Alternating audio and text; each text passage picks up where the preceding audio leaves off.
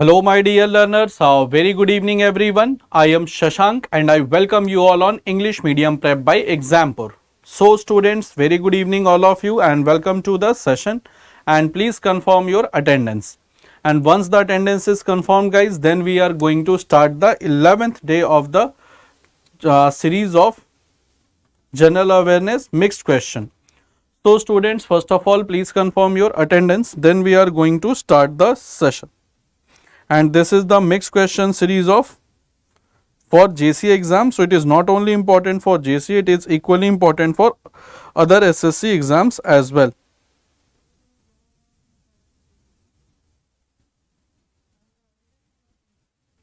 So it is equally important for other exams as well.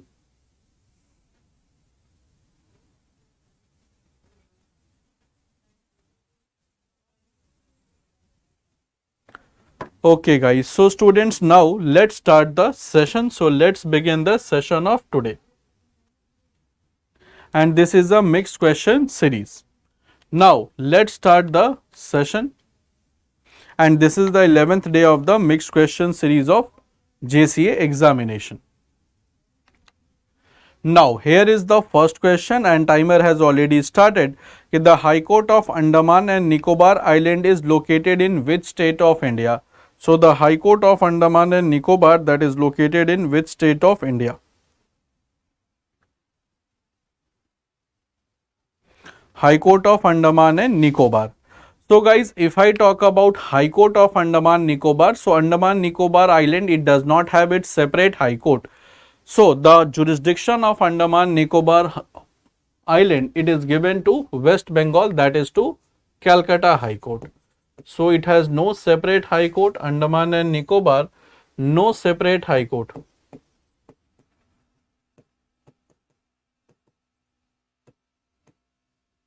And in Andaman and Nicobar, guys, it is near West Bengal, so the jurisdiction is given to Kolkata High Court. Same is for the Tamil Nadu, Chennai High Court, that is for Puducherry. For Karnataka and Andhra Pradesh, they have their own separate High Court, and Andhra Pradesh High Court that is established is the 25th High Court of India, that is located in Amravati. So that is located in Amravati, that is the 25th, that is the youngest High Court of India, that is located in Amravati. So Andhra Pradesh High Court, that is the 25th High Court, that is located in Amravati. Therefore, correct answer will be what? It will be option B, that is West Bengal High Court. So West Bengal, that is Kolkata High Court. Karnataka High Court has jurisdiction over the Karnataka, and that is in Bangalore. Therefore, correct answer will be option B. Now, let's come to the next question. Next question is a very easy question ki which state does not have any bicameral legislature? So, which state does not have any bicameral legislature? Is it Madhya Pradesh, Telangana, Uttar Pradesh or Bihar? So, bicameral legislature means ki the legislative assembly, the state legislature will have two houses. So, is it Madhya Pradesh, Telangana, Uttar Pradesh or Bihar? So guys, if I talk about the state which has bicameral legislature, so that is in article, defined in article 168, that is composition of state legislature. And state legislature will have two houses, that is the Legislative Council and Legislative Assembly. So state legislature will have two houses,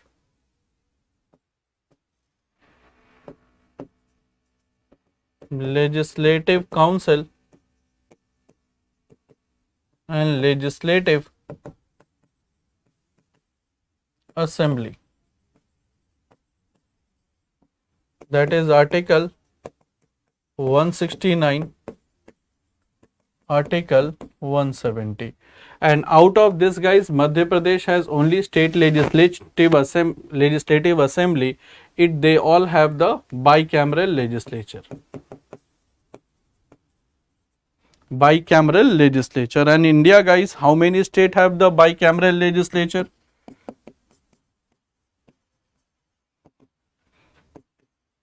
Bihar, UP, then Andhra Pradesh,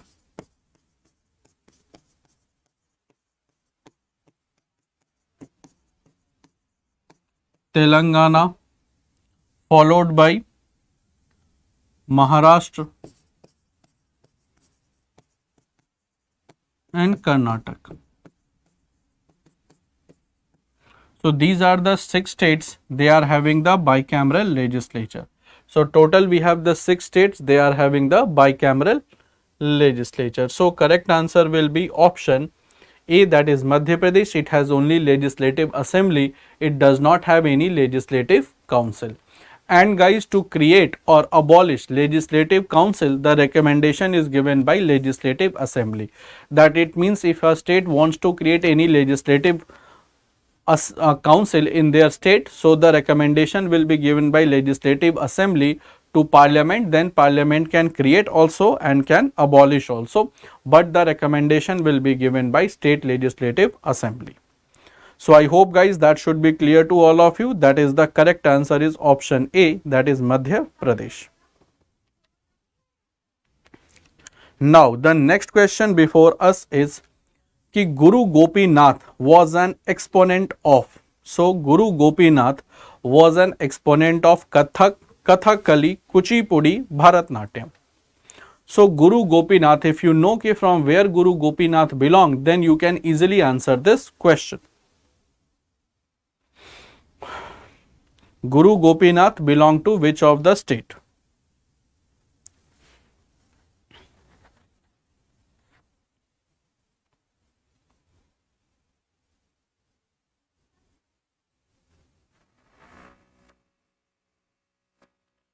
Guys, if I talk about Guru Gopinath, he is a dancer actor of Kerala. So he is an artist from Kerala. And guys, there is a one dance that is associated with Kerala, that is Kathakali. So Kathakali, it is a classical dance. It is a classical dance of Kerala.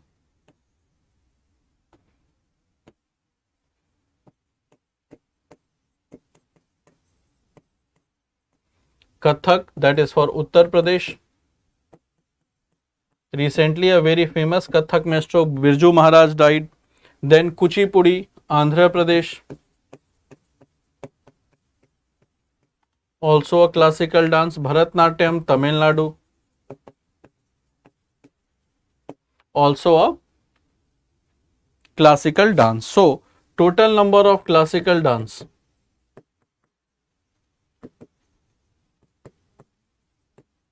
in India is total 8. That is K cube M square OBS. So the total number of classical dance in India is total 8, and Kathakali, Guru Gopinath is associated with Kathakali dance. Therefore, correct answer will be what? It will be option B.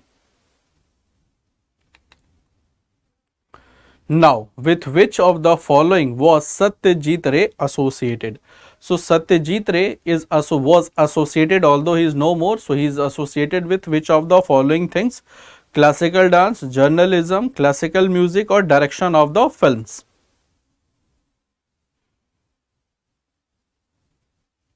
So, Satyajit Ray is associated with what?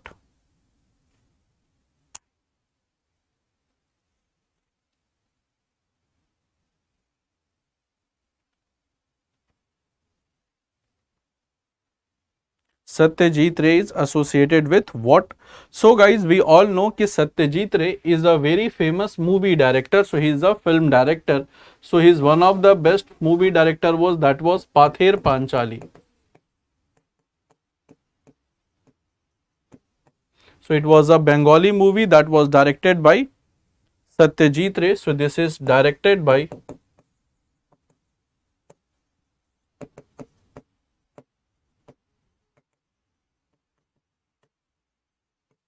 Satyajit Ray. So correct answer will be option D. That means he was a director of movie. So movies director, that is Satyajit Ray. He is not a classical musician. He is a director of the movie. So generally a very famous director in Bengali films.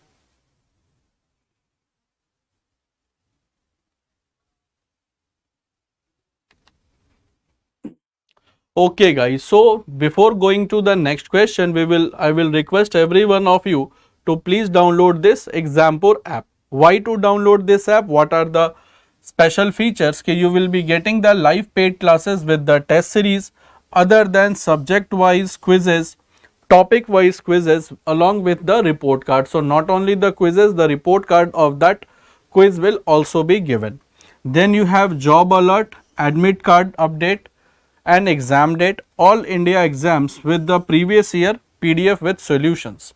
Other than this guys, you will be getting topic wise free classes.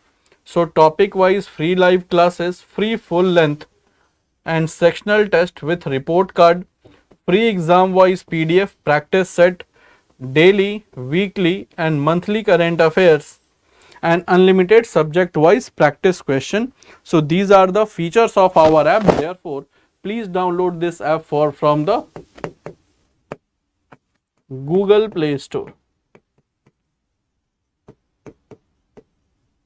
And it is very easy to download this app. It is completely free. You don't have to pay any charges for it. And how to download guys? There is 6 simple steps. First of all, go to Google Play Store, search for Exampur, then an app will appear like this, screen will appear like this. Then you have to click on the installation. If you are using it for the first time only, then click on let's register. A very small form will open before you that you have to fill some of your details, and then you have to tick the checkbox and register.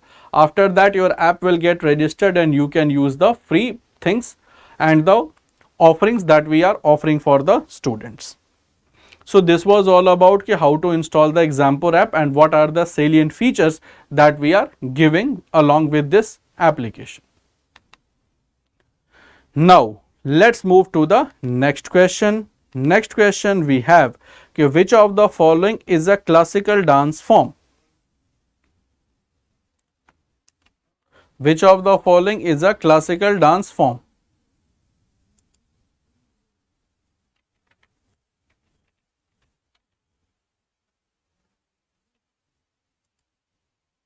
Okay, is it Bhangra, Bharatnatyam, Kalbelia or Wangla? So which of the following is a classical dance form? So classical dance that we all know already, total we have 8 dances. So if I say okay, option B, yes. If I say about the dance, so dance is of 2 types. In fact, one is classical, one is folk dance. So dance is of 2 type, one is classical and next is folk. Classical dance we have total 8 and rest are folk.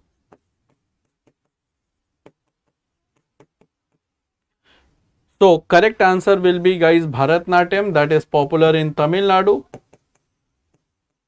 originated from the Natya Shastra. Originated from Natya Shastra of Bharat Muni. Bharat Muni. Bhangra guys, that is in Punjab. It's a folk dance. Kalbelia, Rajasthan. Now Wangla, it is a folk dance of which of the state?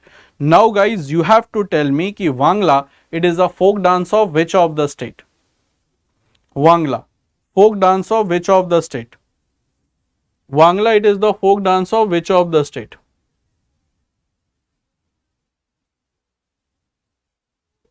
Which type of extra dance, guys? One extra dance, that is folk dance, that includes the regional dances, tribal dances, every type of other dances which are not classical, they are folk.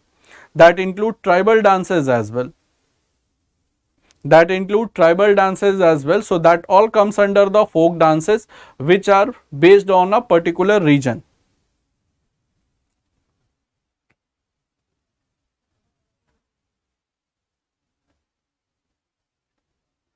And Wangla, that is a folk dance of which of the following state, guys? Any information about Wangla?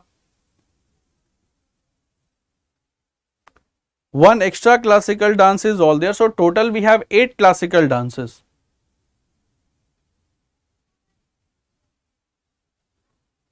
See, Wangla, it is the classical dance of Meghalaya. So it is a classical dance of Meghalaya. So Wangla is a classical dance of Meghalaya. Total we have 8 folk dances, 8 classical dances according to Sangeet Natak Academy. Sangeet Natak Academy has recognized 8 dances as the classical dances.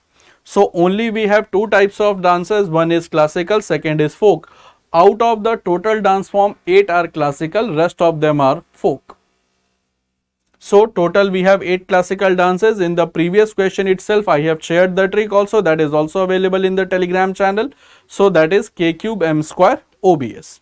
So that is the name of all the classical dances that is being approved by Sangeet Natak Academy. Therefore, for this it is Bharatnatyam, started in Tamil Nadu, and that originated from the Natya Shastra of Bharat Muni.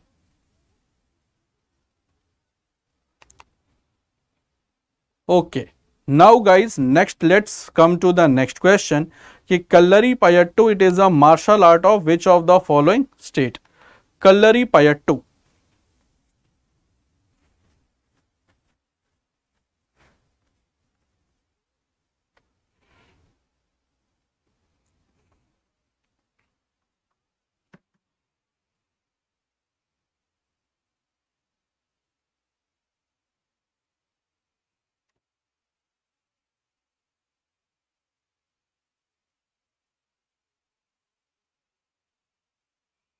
Kallari Payattu, guys, that is a very famous martial art that is being did in Kerala.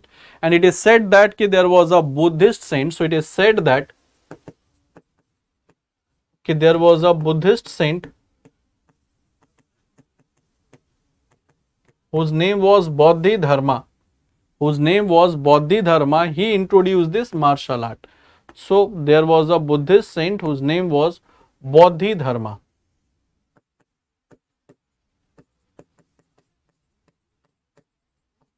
He introduced this art.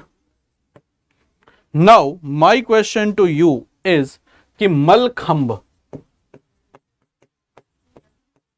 it is a sports of which state? Malkhambh. Malkhambh, it is a sports of which state? So now it has become a state sports, and it is a state sports of this of the, and the answer of this Malkhambh, it is in the given option. So Malkhambh, it is the state sports of which of the following states? Is it Madhya Pradesh, Mizoram, Nagaland, Kerala? Malkhambh, the answer it is in the option. The answer it is itself, it is in the option ki Malkhambh, it is the sports of which of the following states? It is a state sport. Sports.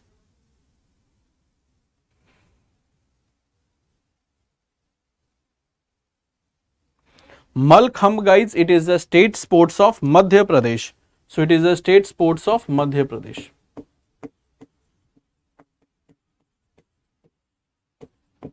So it is a state sports of Madhya Pradesh, that is Malkhambh. Therefore, correct answer for Kallari Payattu, it is Kerala, and Malkhambh, it is the state sports of Madhya Pradesh. So correct answer will be option D.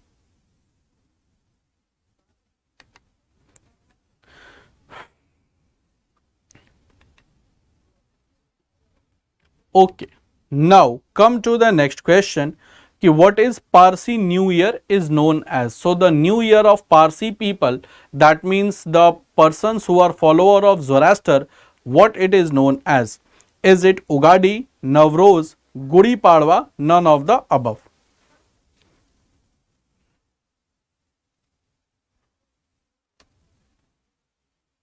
So Parsi New Year, what it is called?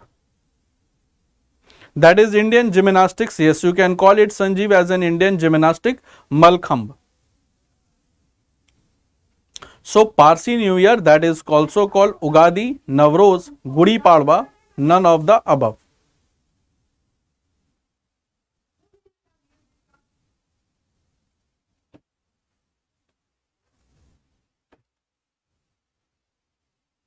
Guys, Parsi New Year, that is called Navroz. Navroz, that is called Parsi New Year, and Parsi New Year Navroz celebration, that was started by Balban.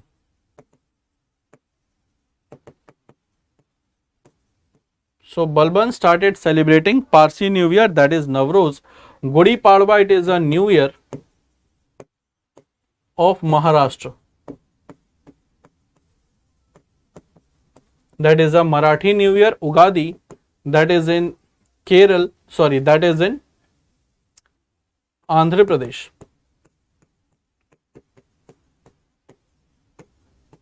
And Telangana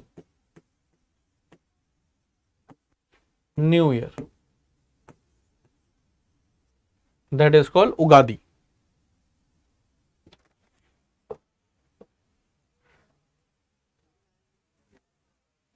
That is called Ugadi. So correct answer will be option B, that is Navroz. It is a Parsi New Year, and Parsis, they were originally the inhabitants of Iran. So Parsi, they are originally from Iran, and they are the followers. They are the followers of Zoroaster. So they are the followers of Zoroaster.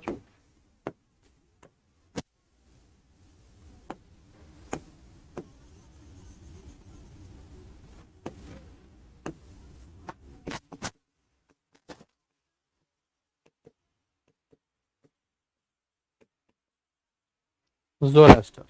So correct answer will be option B.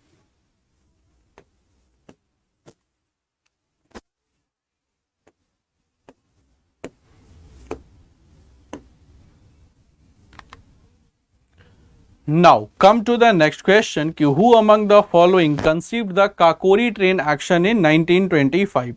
So the question is ki who among the following was involved in Kakori train action 1925?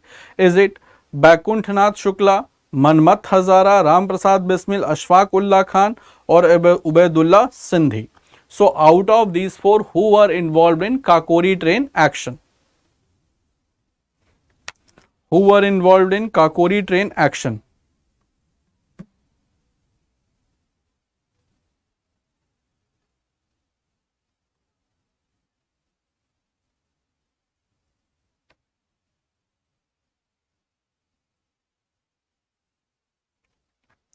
Who was involved in Kakori train action, guys? The correct answer, Kakori train action, that happened on 9th August 1925, where 8 down train was being robbed by HRA, because this 8 down train that was running from Saharanpur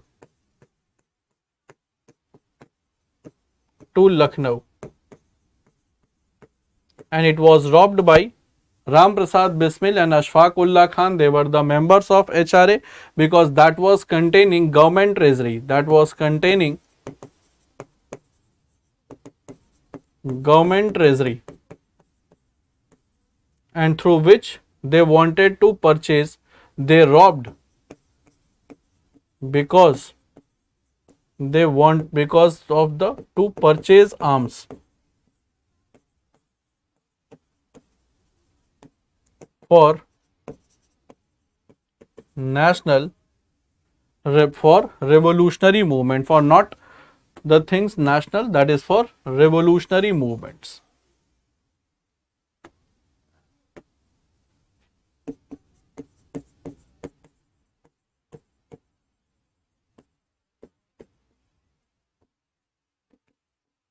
Therefore, correct answer will be Ram Prasad Bismil and Ashfaq Ullah Khan. And that was robbed by HRA. It was established in 1924. So it was a revolutionary organization, that was Hindustan Republican Association. It was a revolutionary organization, and Ram Prasad Bismil, Ashfaq Ullah Khan, Rajendra, that was Rajendra Lahiri, other than this Chandrasekhar Azad, Roshan Singh, they all were involved in this event. And Kakori train action, that happened during the time of Lord Reading. So Kakori train action, and Kakori, it is a name of station near Lucknow.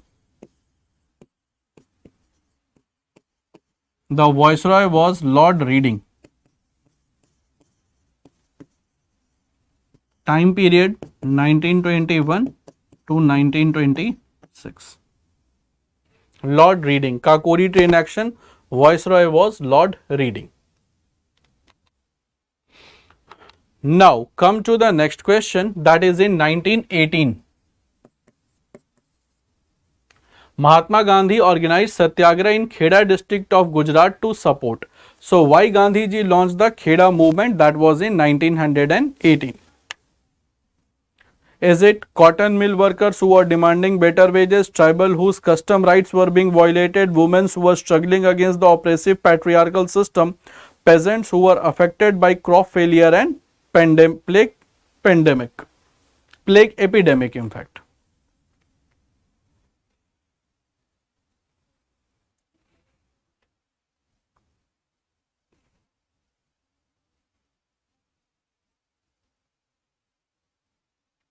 Guys, 1918 Kheda district. Kheda district, why this event happened? Because peasants who were affected by the crop failure and plague epidemic, they were forcefully. So British government were forcefully collecting tax. And Gandhi ji was invited by two people. So MK Gandhi was invited by two people for Kheda. One second. So MK Gandhi was invited by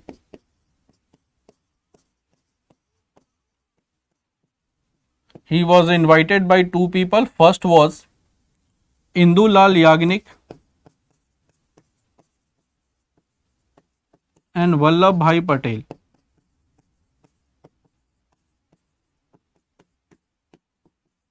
To launch the movement against in Kheda for non-payment of the tax. Therefore, correct answer will be option B. And for cotton textile mill worker, it was Ahmedabad mill movement. Ahmedabad mill movement, that was for the cotton mill worker, that was also did in 1918. And there Gandhiji was being invited by Ambalal Sarabhai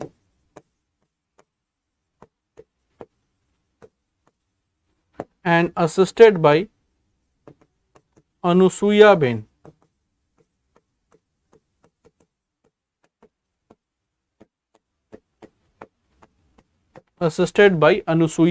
Sarabhai. Therefore, correct answer will be, guys, option D.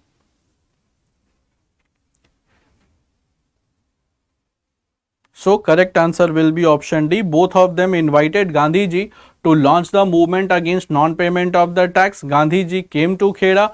Just he gave a petition to the British government and requested the farmers not to pay tax. Then the British government understood the condition, and finally the tax was not being collected from the farmers. Only those farmers who were able to pay tax, from them the tax was being collected. Now come to the next question. कि as a reaction to Rowlatt Act, which day was organized as a National Humiliation Day? So, which day was organized as a National Humiliation Day against Rowlatt Act? Is it 14th June 1921, 6th April 1919, 2nd February 1913, 8th May 1920? So, which day was organized or recognized as National Humiliation Day?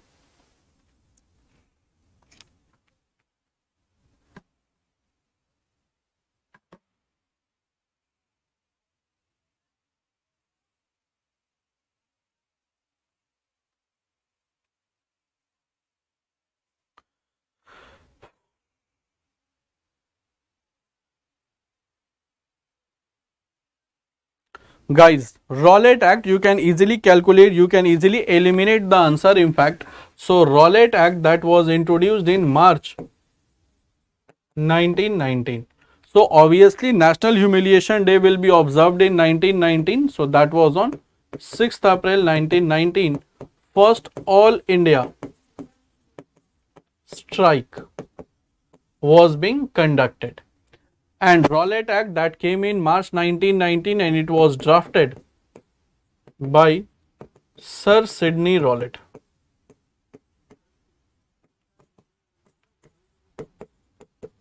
And Indians called this act as a black law. So, Indians called this act as a black law. According to Rowlatt Act, any Indian just on the ground of suspicion can be arrested by British police for a period of 2 years without any trial. That means that the British police just on the ground of suspicion without any evidence can arrest any Indian for a period of 2 years, which is a very big period, without producing that person in the court. And since this act was against the habeas corpus, therefore the people started protesting, and 6th April 1919 was declared to be celebrated, declared to be mourned as the National Humiliation Day. And on this occasion, this act was being termed as black law. So, black law is also the Rowlatt Act, which was drafted by Sir Sidney Rowlatt, and the official name of this act was Anarchical and Revolutionary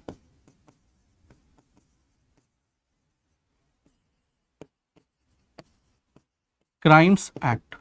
So, officially it was called Anarchical and Revolutionary Crimes Act, that was popularly known as Rowlatt Act. Therefore, correct answer will be option B.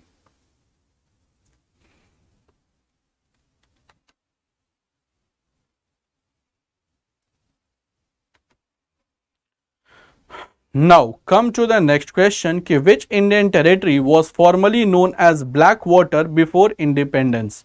So, which Indian territory was called Kala Pani? It does not mean the color of water was black. So, it means ki the place was a very isolated place from the mainland and it was surrounded from the water. So, that was a complete isolated place which was surrounded from water from all the sides. So, preventive detention it was still present, but preventive detention we have, but at that point of time it was against the, in preventive detention the person is not arrested, the person is in detainee condition, that means the person is home arrested. It does not mean ki the person is arrested by police and kept in the prison. Preventive detention is still there guys, but in preventive detention the person is in detainee condition. Detainee means home arrest. It does not mean ki if a person is under home arrest, that person will be in jail. So, but in Rowlatt Act the person will be put in jail and without any trial. That means that person should not be produced before the local magistrate within 24 hours. So, the next thing is Blackwater. Blackwater means it was a completely isolated,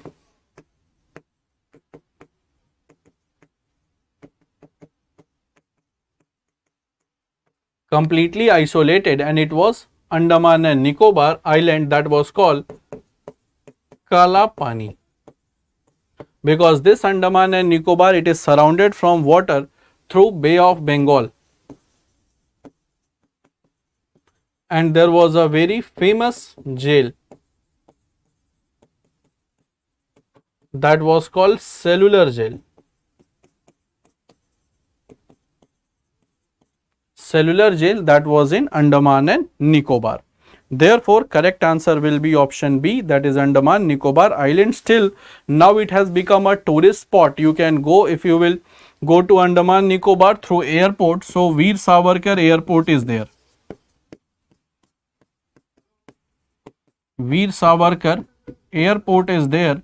So, through this you can reach to this place and you can see the cellular jail where the deadly prisoners they were being kept by the British government. So, that says the story of the British atrocity over Indians. So, that is the complete or the best example of the British atrocity over Indians. Therefore, correct answer will be option B, that is Andaman Nicobar Islands.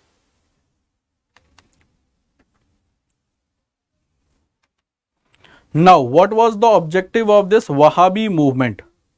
What was the objective of this Wahhabi movement?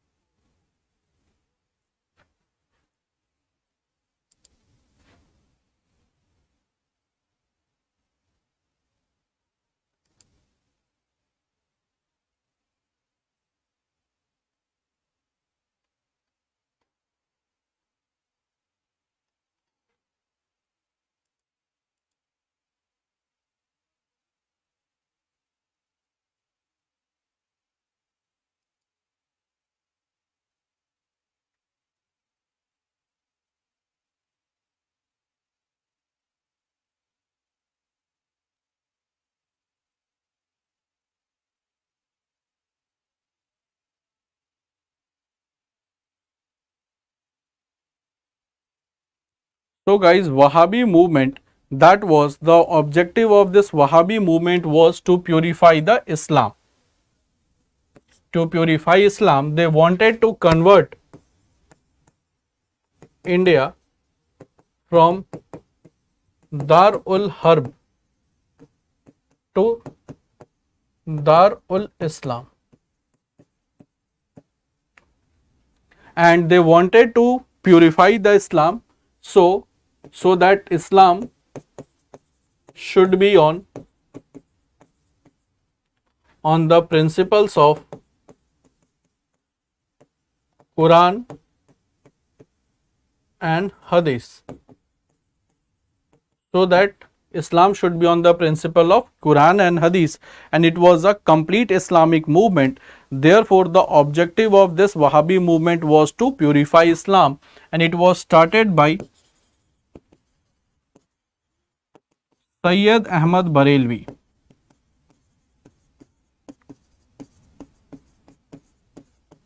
Started by Sayyid Ahmad Barelvi. So, Sayyid Ahmad Barelvi started this Wahhabi movement. So, I hope guys that should be clear to all of you.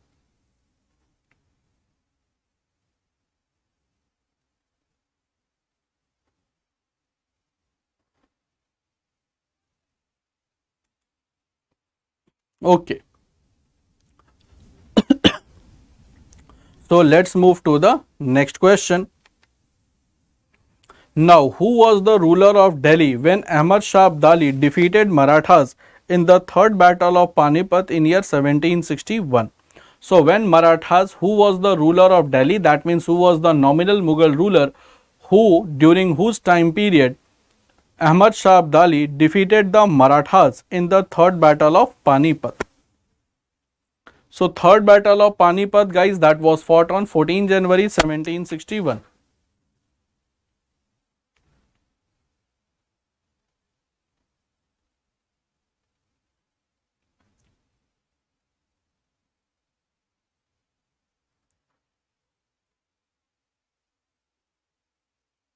See, the third battle of Panipat that was being fought by Marathas versus Abdali and the army of Marathas.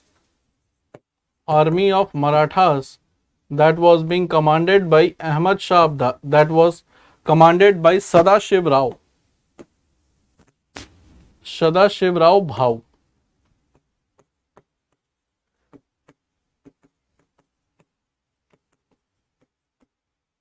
And Ahmad Shah Abdali, he was from Afghanistan. So he was from Afghanistan. And that was during the time of Shah Alam II, whose real name was Ali Gauhar.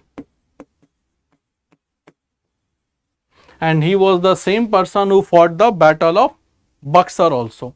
During the time of Muhammad Shah Rangila 1737, Nadir Shah attacked India and defeated Mughals during the time of in the Battle of Karnal.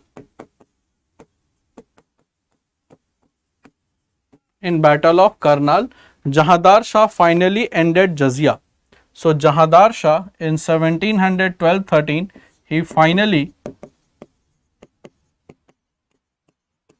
ended jizya. And Alamgir first, that was Aurangzeb. That was Aurangzeb during time of Alamgir II. Battle of Palasi,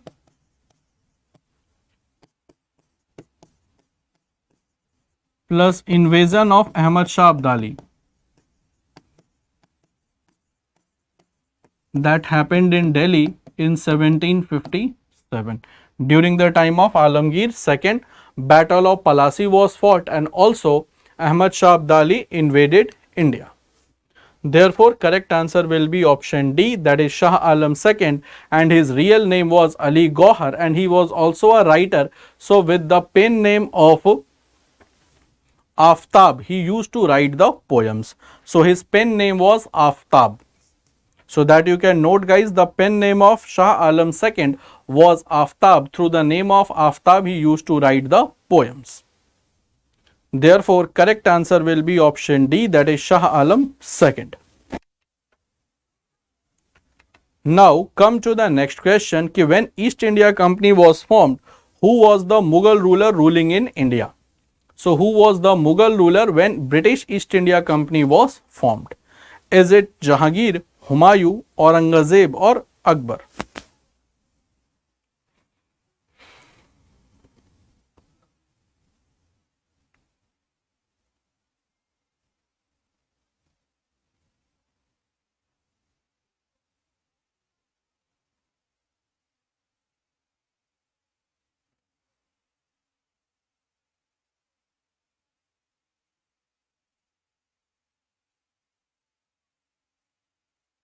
Guys, East India Company, British East India Company was founded on 1600 AD, and the founder members was John Watt, George White and John Watt. And at that point of time, India was being ruled by Akbar 1556 to 1605. And when British East India Company came to India,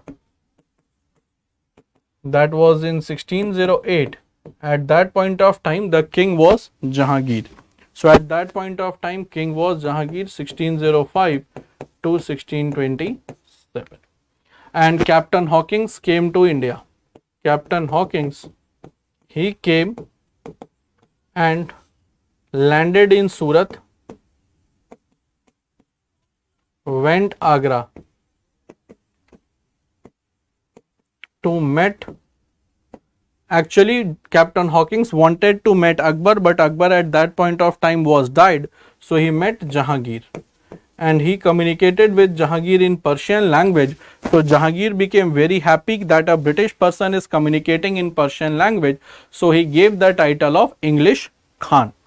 Therefore, correct answer will be, guys, option B, D, that is Akbar. So Akbar was the king when British East India Company was being founded, and when it came to India, at that point of time the king was Jahangir. Okay. So students, with this we come to the end of our today's session, and I hope you must have found the session interesting and informative and must have enjoyed the session. So don't forget to like and share the session as well as subscribe to our English Medium Prep by Exampur. So that's all for the day guys. Let's meet tomorrow sharp at 11 a.m. for the next session on Indian polity. So that was all for the day guys. Let's meet on tomorrow. Till then, bye bye everyone. Do take very good care of yourself.